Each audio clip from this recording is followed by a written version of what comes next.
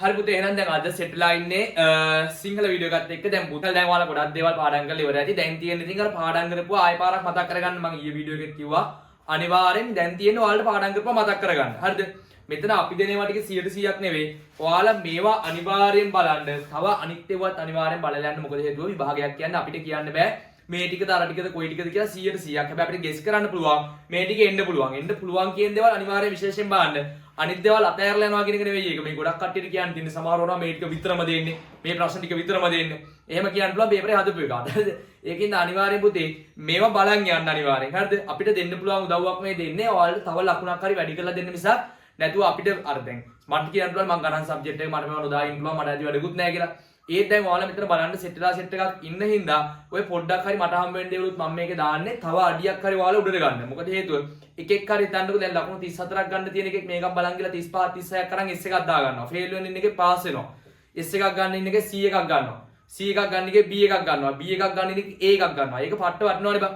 ආන් ඒකයි මේ වීඩියෝ දාන්න එකම අදහස. ඒකින්ද අනිවාර්යයෙන් පුතේ මෙව බලන් යන්න. ඊට අමතරව විශේෂයෙන් අර ඔක්කොම ටිකක් චුට්ටක් ඕවරෝල් බලන් යන්න. දැන් ඔයාලා පාඩම් කරලා ඇතිනේ. හරි.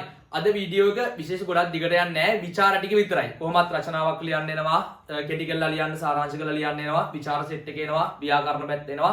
ඒ ටිකත් බලන් යන්න. මේ ටට්ටක් ගාලා පොඩිවට ෂෝට් වීඩියෝ එකක් දැන් පැය ගණන් වීඩියෝන ගොඩක් කට්ටිය ගොඩක් තියෙන YouTube එකේ. ඒකෙන් තමයි පොඩි කරලා චූටි වීඩියෝ කෑල්ලක් දාලා තියෙන්නේ විනාඩි 5යි 8යි වගේ තියෙන්නේ. ඒ චුට්ට බලලා යන්න මොනවා හරි අදහසක් ගන්න පුළුවන් නම් ලකුණක් හරි වැඩි කර ගන්න පුළුවන් නම් ඒ දේ අරන් යන්න. හරි. වැඩි කතා ඕනේ නැහැ. යම් වීඩියෝ එකකට. ඒ කියලා හිතන විචාර මොනවද විචාරය කියලා හිතන්නේ? ගොඩක් කට්ටිය කියන්නේ විචාරය කියලා පළවෙනියේ කෑරගලේ වස්සානය අහගන්න. කෑරගලේ එන්න පුළුවන් කියලා කියනවා. ආයේ වස්සානය මග විසිතුරු. පද්‍ය වලට එන්න පුළුවන් කෑරගල මග විසිතුරු කවි තියෙනවා එනවා. ඊට පස්සේ වස්සානය එන්න පුළුවන් කියලා කියනවා. දියමන්ති මාලය. මේක ලස්සන කතාවක් නේ. සාමාන්‍ය මතකයි ඇති. මම 2015 පාඩම් කරන කාලෙත් මට දියමන්ති මාලය තාම මතකයි. අර මාලයක් නයිඩිල්ලන් ගිහිල්ලා ඊට පස්සේ ඒක දෙන්න බැරි වෙලා ඊට පස්සේ ඒක වෙනුවෙන් සල්ලි ගොඩාක් කාලයක් එකතු කරලා ගෙවලා ඒ මාලේ ගෙවල ඉවර වෙද්දි බලද්දි ඉමිටේෂන් මාලයක් අර එහෙම කිස්සන් තියෙන්නේ. ඒකෙන්ද දියමන්ති මාලය මග විසිතුරු වස්සානය කෑරගලේ කියනවා හොඳට බලන් යන්න. ආයේ මේ තියෙන කුරහන් විසුමුව කරවල බලලා ඊට අමතරව මේ බැද්දේකම ගංගාවේ ගීතයක් කියනවත් බලන් යන්න කියලා කියනවා. ඒවත් අනිවාර්යෙන් පුතේ බලන් යන්න. චූටි දෙයක් තියෙනවා පොඩි කියන්න. මේ කෑරගලේ වස්සානය කෑරගලේ මග විසිතුරු ගන්නු ඒ වගේ විස්තර විචාර ලියන්න ගත්තාම මට මගේ මතකෙන් කියන්නේ විචාර ලියන්න ගත්තාම මේ දේවල් ඕන වෙනවා. මම බෝඩ් එකේ පොඩ්ඩක් ලිව්වා. බලන්න පුතේ කෑරගලේ ගත්තොත් එහෙම කෑරගලේ අයිති වෙන සංදේශය මොකද්ද? හංස සංදේශය. යුගය කෝට්ටේ යුගය. දූතයා කවුද? දූතයා හංසයා. ලබන්න කෑරගල වනරත්න හිමි. රජු කවුද ඒ කාලේ? සවන පරාක්‍රම බහු තමා. ඊට පස්සේ ගමන් මාර්ගයේ කෝට්ටේ ඉඳන් කෑරගල පද්මාවතී විහාරයට. කොහෙද? කෝට්ටේ ඉඳන් කෑරගල පද්මාවතී විහාරයට. ඕකේ නිමිත්ත ගොඩක් දිග එකක් තිබ්බේ. මම ඒක බලලා කියන්නම් මට මතක නෑ. නිමිත්ත තියෙන්නේ මේ මෙහෙම කේස් එකක්. අහගන්නකෝ ඒක. ඕකේ නිමිත්ත තියෙන්නේ කෑරගල වනරත්න හිමියන් ලවා සමාන් විභීෂණ උපුල්වන් හා කඳ කුමරු යන දෙවිවරුන්ට පිරිත් කියා පින්දී එමගින් සිරිපැරකුම් රජුට කරුණාවෙන් සෙත සලසන ලෙස ඉල්ලීමක්. ආන් ඒක තමයි මේකේ නිමිත්ත. හරිනේ ඊළඟට මෙම යුගයේ රචිත වෙනත් සංදේශ මොනවද තියෙන්නේ? සැලලිහිණි, ගිරා, කෝකිල පරවි. ඕවා මතක තියාගෙන යන්න. අමතක වුණා. රචකයා කවුද? පීදාගම මෛත්‍රී හිමි තමා මේකේ කවුද? රචකයා. හරිනේ. ඔයිට අමතරව කියනවා මග විසිතුරු. මග විසිතුරු ගත්තොත් එහෙම මග විසිතුරු එකේ කවුද? අයත් සංදේශය මොකද්ද? සැලලිහිණි සංදේශෙත්නේ. යුගය ඒකත් කෝට්ටේ. මේ කෝට්ටේ ගත්තාම කෝට්ටේ කියන්නේ සාමාන්‍ය මොන යුගය කියලාද කියන්නේ? මට මතකයි ඒ කාලේ අපිට කියලා දුන්නා. කෝට්ටේ කියන්නේ ඔය සංදේශ කාලේ මොන යුගයේද? ස්වර්ණමය යුගය කියනවනේ.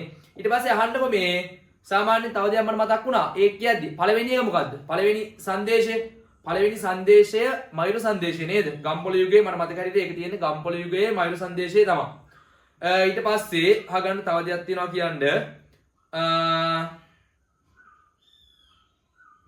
විශේෂ අමතක වෙච්ච මොනවා හරි දෙනවා ටග්ගල් බලලා කියන්න. ඒ ටික කිව්වා. මේ සාමාන්‍යයෙන් අර පොතේ මුල තිබ්බා. ඔය පළවෙනි සංදේශ කාව්‍ය ඉතිහාසයේ පළමු වරට සංදේශයක් රචනා කළේ කවුද? ಭಾರತයේ විසු මහා කවි කලිදාස කෙනෙක් කෙනා නේද? ඔවා පොඩ්ඩක් මතක තියාගෙන යන්න. ඊට පස්සේ ස්වර්ණ යුගය කියන්නේ කෝට්ටේ ඒක කිව්වා. ඊට පස්සේ පුතේ මග විසිතුරු වල සැලලිහිණියා තමයි සැලලිහිණි සංදේශේ, කෝට්ටේ යුගය, දූතයා සැලලිහිණියා. ඊට පස්සේ පුතේ ඒකෙත් රජතුමා සවන පරාක්‍රම බාහු පද්‍ය 108ක් තියෙනවා. ඕකේ අරමුණ මොකද්ද?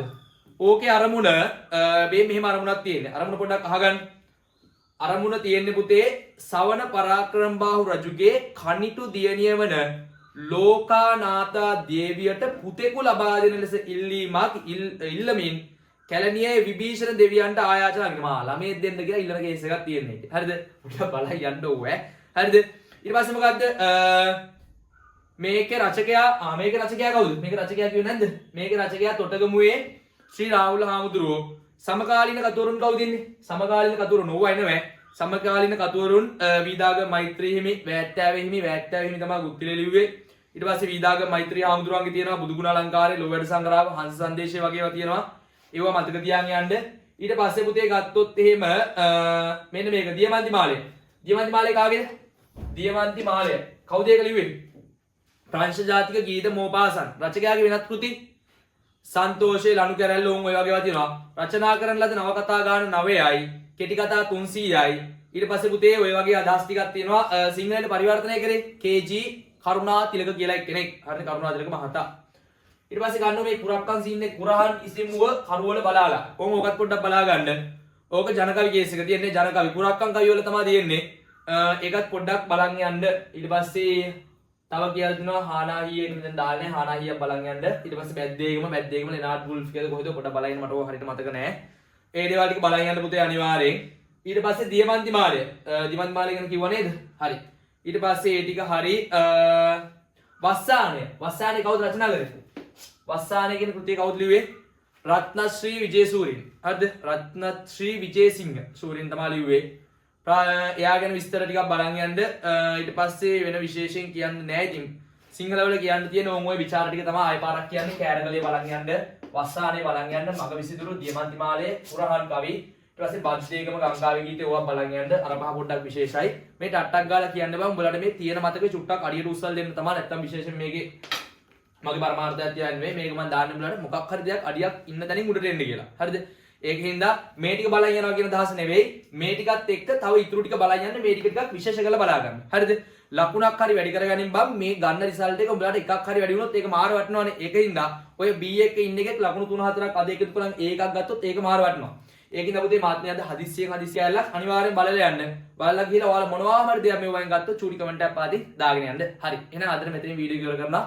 ඊළඟ සබ්ජෙක්ට් වලටත් මට පුළුවන් විදිහට මම උදව්වක් කරන්නම්. හරි. අපි එහෙනම් ඊළඟ වීඩියෝ එකේ